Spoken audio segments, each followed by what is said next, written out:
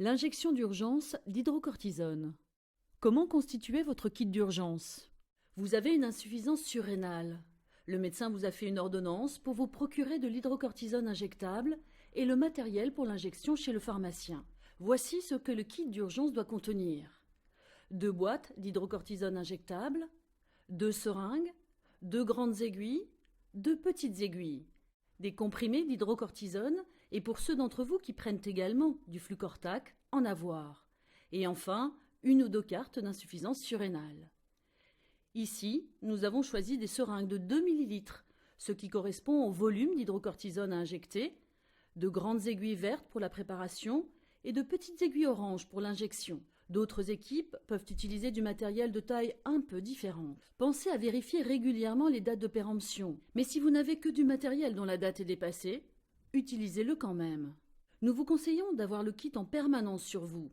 Cela peut vous sauver la vie. L'hydrocortisone injectable se conserve à température ambiante. Il n'est donc pas nécessaire de le mettre au réfrigérateur. Quand faire l'injection d'hydrocortisone? Il faut faire l'injection d'hydrocortisone dans les 3 situations suivantes. Si vous avez plus de 2 vomissements en moins d'une demi-journée, si vous avez plus de 2 diarrhées en moins d'une demi-journée, si votre entourage vous trouve sans connaissance ou anormalement somnolent ou agité. N'attendez pas le feu vert d'un médecin. Votre état de santé pourrait s'aggraver et vous pourriez ne plus être capable de faire l'injection.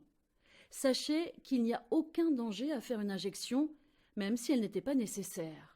Comment faire une injection d'urgence, même si vous n'êtes pas un professionnel de santé? Dans la boîte d'hydrocortisone, il y a un flacon d'eau et un flacon de poudre qui contient 100 mg d'hydrocortisone, soit l'équivalent de 10 comprimés. Enlevez le capuchon jaune du flacon. Ensuite, cassez la tête du flacon d'eau en appuyant au niveau du point blanc. La tête du flacon se casse difficilement si on n'appuie pas au niveau de ce point blanc.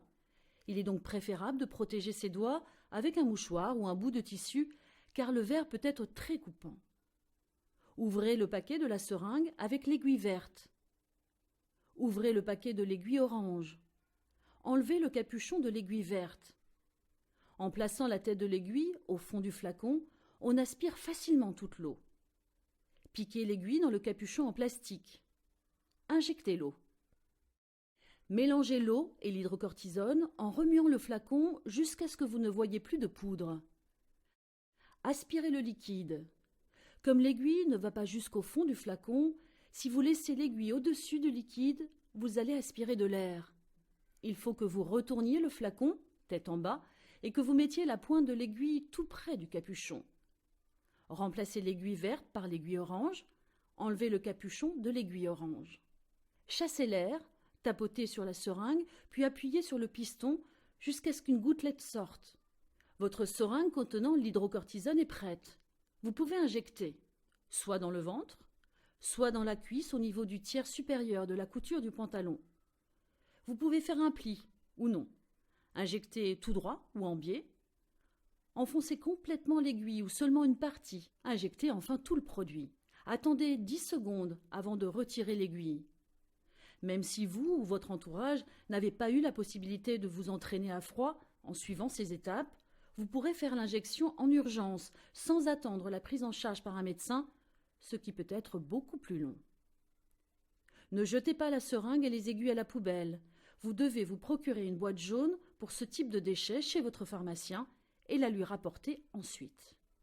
Chez un adulte, nous conseillons d'injecter 100 mg, c'est-à-dire le flacon entier.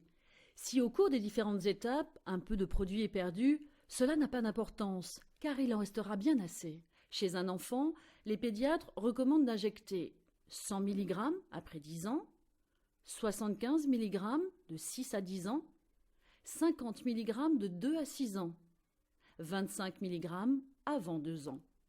Que faire après l'injection d'hydrocortisone?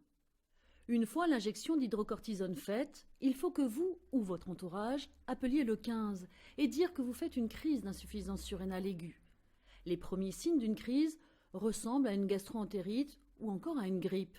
Il est donc très important d'indiquer immédiatement au médecin du 15 que vous faites une crise afin qu'il ne se trompe pas de diagnostic. Selon votre état de santé, le médecin vous conseillera par téléphone ou vous enverra un médecin de garde ou bien, dans les cas les plus graves seulement, l'ambulance de réanimation.